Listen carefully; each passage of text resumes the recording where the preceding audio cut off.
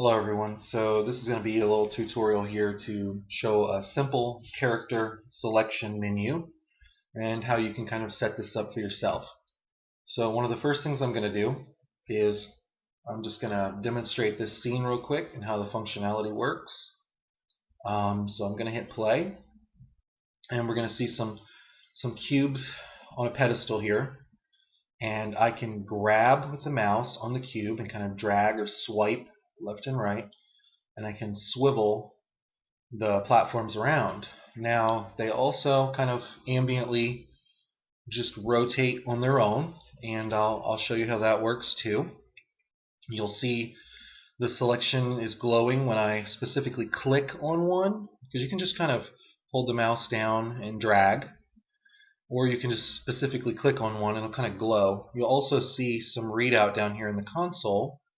I'll show you how that works. That shows you, hey, character 1 was selected, character 4, 2, 3, and that's sort of our in a script. That's my debugging code that kind of shows you that, hey, you can select this character and you can cause a function to happen in the script from that. And all we have happening right now when you click on a character is it says, hey, character 2 was selected. So it's kind of like a proof of concept that the selection works. And the cool thing is this uses mouse functions that work on the iOS devices and Android devices and mobile. So think of the mouse as your fingertip too, for swiping and for clicking and pointing too. So you can test it on your PC and it would work on your mobile devices. So now I'm going to show you something real quick. I have a little free soldier in here that's from Miaxmo. I think that's how you pronounce it. They're a company that has models and animations and stuff that are built in to work with Unity. And it was free. I can't redistribute this, but you can grab it free off of their website. And so you can kind of see where the cubes are, can also be a character. That's actually what it was designed for in the end, was you have a character on the podium or a series of fantasy characters. And this is set up for 4, but you can make these platforms smaller and kind of increase the radius and put in 6 or 8 or whatever. And let me drag around to the and you can also click on him and drag him too. And I'll demonstrate how that works. So, okay, let's dig into the, we'll hide the game view and kind of dig into the bread and butter of this. So I have an empty game object, which was just game object create empty here, and I renamed it character selector. And I applied a script that I created called character select. And there's a script too that I didn't actually create this script. I got it off of, I believe, Unity Wiki or the forums, somebody offering free script. And this is the script that allows us to kind of drag it around and get that, dragging functionality. We have an empty game object as well, game object create empty, and it has a little arrow on it, so it became a folder, that empty game object, and I dragged all these items inside of it, so it's kind of like you can see it's our container for everything. On that, I applied just a basic built-in Unity attribute called constant force, and what that'll do is it'll just add a constant force to a rigid body. And I believe it's in here in component physics, and down here constant force. It says I can't add it multiple times because it's already on there.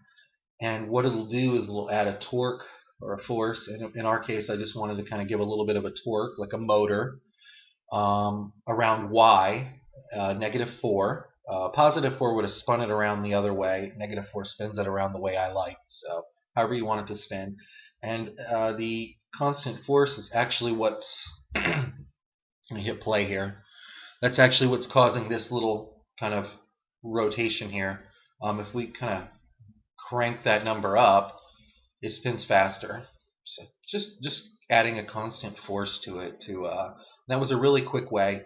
Of course, you could rotate this thing with a script, transform, rotate around Y, but we were using a rigid body on it, and so constant force is kind of a cool built-in thing that required no scripting. So that's what's causing our spinning on this object. So on this main container that has all of the colliders inside of it, which the colliders are these little green boxes, and they're kind of buried in here. Character 1, character 2, character 3, character 4. The characters in here are just cubes, but they have the box colliders on them. You could use a capsule collider or sphere collider, whatever shape fits best. The collider is actually going to be where it detects touch or mouse, where you click and you grab and drag. So this collider size is kind of important. As you can see, let's use character 2 for an example. The collider doesn't exactly have to match the character. You can, scale the collider size up if you need a wider area to detect a click, like when you click in here and drag. If you need a bigger area, just increase your collider size. Usually it's a good idea to increase the collider size in B settings so that we keep just clean data up here on this, and this allows you to kind of just tweak the collider itself, just in case your collider might actually be applied, like say the collider was actually a component physics box collider. Let's just say it was directly on the character itself. Scaling like that, it's going to scale the character itself. But if we go in here and tweak these, so you can independently kind of scale that itself. What I did was, the way I like to do it is just cleanly kind of keep the, kind of try to Z back so we get our original shape back. There we go. So I like to keep the collider as just, we'll go create an empty object, of course name it properly, component physics box collider, and then use its attributes to put it where it should be and scaled where it should be. And this way it just keeps the collider kind of separate from your actual geometry mesh, just kind of a cleaner workflow. So these things here, underscore character 1, 2, and 3, and 4, are really just the colliders. These do have mesh renderers on them. That was just kind of show you where it is. Kind of helps you see where it is on the platform, what space your collider is filling, but you can always turn off the mesh renderer or literally just remove it. But if we removed it like that with our stand-in cubes, we're not going to be able to see anything. So back into the meat and potatoes here.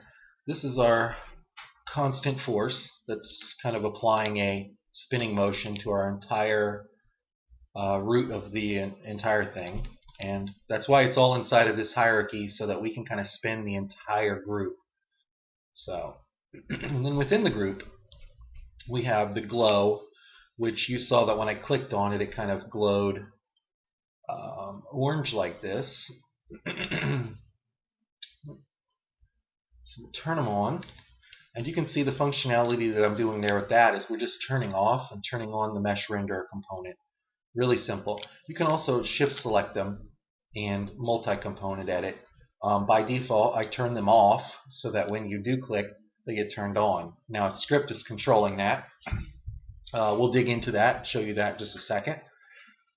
Character shadow is pretty simple. You can get any kind of shadow shape, pattern you like. I'm going to actually hide the mesh render so we can see the shadow better. Shadow projector. Component. Actually, you know what? It'd probably be easier to kind of find it in here.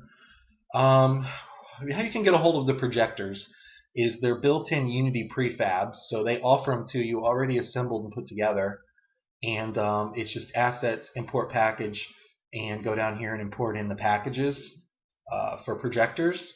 It's right there. It should be in everyone's Unity. And then when you bring it in, you're going to get, I think you're going to get a blob light projector and blob shadow projector. I just kept the blob shadow going because it's what I needed. And it's just a prefab that's already set up that you would drag in, and there it is. So I have like 4 of them for each character. They're parented here underneath of this hierarchy, so they will spin with the entire rotation of the entire object. Character 1 shadow. So you'll see over here it is a projector. I've set it to orthographic. As you can see, we probably didn't need perspective. We just needed to kind of shoot down straight in orthographic pattern. It uses a shadow material, which has this little kind of just round blob shadow in it. I don't have any other textures in here to kind of demonstrate, but basically any kind of black and white texture that you have can go in here. So if you really want this character to have something nicer than just a round blob under him, and you want like a shadow that maybe shows a little bit of his, shape, arms, legs, or whatever, you can put that in there in the texture. Just go in Photoshop and create a black and white texture like this that would represent him. And usually I'll do that by kind of, well, he won't be in the T-pose like this. He'll be posed, but I'd kind of screen capture him with print screen, hit that a few times, and then I'd have the outline of him from the top and just fill it in or trace it with black in Photoshop, create your black and white shadow image that way. If you're going to use this black and white image like this in a projector, you'll want to turn on alpha from grayscale right there. And you'll also want to make sure that this texture specifically is set to clamp. If you do repeat, you can't really see it too well in here, but it'll basically tile everywhere. So we just want to clamp it just to the texture space for that texture. Okay, so clamp and alpha from grayscale, and don't forget to hit apply on that. And that's how you set up a texture for shadow. We'll revert that. So let me find my characters that I hid. That covers all the shadows. I showed you all the glows that we can turn on or off, and we use a script to turn those on when it's selected. And then I have the base platforms. It's just a model and a 3D package that I've just put together, a little rectangle model with a texture on it. You could use cylindrical platforms or anything your imagination can dream up with, just a chunk of ground or anything cool you can model, like a little grass hill or any object. Mine was just, for simplicity's sake, just a little round platform. I have a directional light in the scene. Position it however you like. I just had it in there rotated however I like, just however you want your lighting, the intensity you want it, whatever. And then of course I have the game camera, just the main camera in there. That's in a Unity scene by default. So you have your default camera. You can play with that how you like. Set that up how you like. And so now I'm going to go into the scripts real quick, and we're not going to get too detailed or complicated in how the script works. I'm just going to show you a general overview so you can kind of understand it, and then just apply the scripts and use them. They work, and I'll just show you how they're set up. So on our root up here, we have basically our character selector, and this is kind of like just our manager with our scripts. I'm going to open up character select first. Give it a minute. I probably should have had MonoDevelop open already for demonstration purposes, but that's okay. We'll open it up. This is the default editor for scripts. It opens up on a PC. I believe on the Mac it'll open up Unisite or something like that, but they're the same thing. They're just script editors. Okay, so at the very top of our script we have static var current object. You will never see that. It's a static var, so it'll never show up. It's just something being stored internally in Unity, just to say in this script to say, hey, that's the object that we have selected. So we have var character glow, and we have them as game objects, which they are. And these are the glows for all of the orange glowing effects. So here we go. This is where they are. By default, when you save this script out or put it in, it would say none, and it'd say I'm looking for a game object for that, and that's just where you would drag in your character glows. And if we go to it, there we go. That's one of the character glows. So that's where the glows all get plugged in this little section of the script right here. It just creates slots for them to be drag over any kind of glow thing you have. It could be any shape to match your platform. If you look at my glows, They were just created to kind of go around this cube. But if you have a cylinder or something like that, then put a cylinder glow in there, or I mean, an unlimited amount of effects or mesh you could model or create. So here we go. In the function start, this says, hey, when the scene starts up, you hit play. We're going to take character glow 1, 2, 3, and 4, and we're going to go into the renderer component, and we're going to say it's enabled. And we're going to say, actually, it's not enabled, it's false. We're going to make sure all of highlighted glows are off at scene start. So even, I'm going to demonstrate, even if I had them turned on, the script's going to override this, and as soon as the scene starts, they disappear until we turn them on. Okay, so that's what happens here. We ensure that all of them are turned off. Okay, update function happens every frame. So this is reading and looking for input every single frame, and it's saying, all right, well, we get the mouse button up 0, which in Unity built-in, mouse button 0 is the left mouse button. I believe mouse button 1 is the middle mouse, and mouse button 2 would be the right mouse button. So you can use a couple different functionalities there. 0 is left mouse button. Look in Unity's documentation. They'll explain, Google it. It'll explain the different mouse button functions. Just shoots a raycast out. Doesn't matter if you don't really know what a raycast is. It's just shooting an invisible line out that is looking to hit something, var hit. And we're saying, all right, well, if that raycast hits something, ray hit, and 100 is actually how far it travels. So it'll travel out 100 meters. We probably don't need it to go that far. And I said the pink text is where you would put the name of the object that you want to click that has an attached collider. So we say if we hit a collider, that ray, the ray is being cast from wherever your mouse button is being clicked. If we hit underscore character 1, do this. If we hit a collider named underscore character 2, then do this. And so on and so forth for 3 and 4. Now you'll see, I'll try to have both open here. If hit collider underscore character 1, so here we go, character 1, that is has our box collider. Like I said before, it doesn't have to have a mesh render on it, but basically that's the collider it's looking to hit to cause that function to happen. So let's go back. Okay. So we're saying, okay, if we hit that, character 1, character 2, character 3, then do this. So it will, if it hits a collider that's named underscore character 1, then send this click down to a function called selected character 1, and this is where all the stuff will actually happen. So it's going to go down, it's going to say, all right, where is that? Here it is, function selected character 1. This is where I'm getting this nifty little printout right here that you're seeing in the console that says, hey, character 1 selected character 3. If you clicked on this collider and it went down here, the first thing it would say was, you've selected character 1. Character 1 is selected. And we would say, well, character 1 glow, render enabled true. That turns on that little orange glow. Okay? And then in that same function, we ensure that all of these other renderers are turned off. And so depending on which collider you click on here is where it goes down to the function. So if you clicked on collider 2 up here, character 2, you go down here. It says character 2 selected.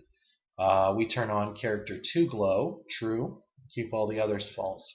So this is detecting when we hit our colliders, and this is turning the glow on and off. So not that big of a deal. And if your colliders are named something different, then make sure up here in this pink spot that this matches the name. The pink text is where you would put the name of the object that you want to click on that has an attached collider. That needs to match that name. Not the 3D model or whatever, but the name of the collider itself. And as long as that matches up, that will send it down here to its equivalent function. Within this text right here is where you would put your player prefs or whatever, or you would save. We can go into that in a different, I believe I have a different tutorial on that, but that's where you'd put your data to say save character 1, whatever, save character 2, so that when your level starts up, you can say, hey, instantiate or load. So, you know, character 1, character 2, whichever one they've selected. So you can load it up in the level. The other script is the drag rigid body. It's a neat little thing. You can find this drag-rigidbody.js. I'm going to include it in this project file, but you can find it online by Googling. It's in the Unity community. A lot of people using it for the drag functionality. And it's got a lot of interesting things in it, like the damper and drag. And basically that's how slow or fast it will drag around when you spin it. It uses a spring to kind of give it that springiness feel when you pull on it, and it kind of lags behind or catches up real quick. And you have a private var in here, which means it's hidden from you, so it's creating like a spring joint. And it's using mouse button down, left mouse button. It's also using arraycast physics at the mouse position to say, when you've clicked down on it, drag it. A lot of just more complex code in here on where it's hitting the rigid body and all that, blah, blah, blah. Stuff we really don't need to know. And it's creating a little spring joint on the fly and a new little rigid body dragger object down here. And then it's starting its own little coroutine or function in here for drag object. And it's just setting angular drag, and the spring joint, its springiness and stuff. And these are all things over here that you can go and play with these to get a different feel for how fast or slow the drag happens. So the variables right here in this are really the only things you need to worry about. This is kind of looking into the script and kind of seeing maybe how they set this up, but it's not really that important to dig into that unless you want to modify the script. Let me see if I haven't described anything else. Let's go back to character select. Okay, so yeah, basically that's it. So probably the most important feature in this, where you would do a lot of your customizing, would be in this character select.js script. You'd want to customize the name of the colliders if you changed it, which really you don't need to. You don't really need to change the names of these. You don't even really need to remove these box colliders. You could just use these, take the mesh renderers off of them, and then put your own model in there. And of course, if I look in here and I see that this collider is character 2, then your little soldier in here, be smart and rename him to character 2 or something, so that hey, the character 2 collider, this character is sitting on this platform. So when you duplicate him and you kind of move him over here, you just want to be able to keep track of where it is. That doesn't match up, So this would be character 3 because he's sitting inside of the character 3 collider. Okay, so and you just propagate your own little characters in there, and set them up and customize them how you'd like. Set up your glow, kind of customize it how you'd like. And the system should work out to get you started pretty easy. I'm going to include the entire Unity project for it in the description of the video, so feel free to pull that down and just kind of start out with it in the default way it's provided and just add functionality from there. So hopefully this helps some people with the character selection issues. Alright, thank you.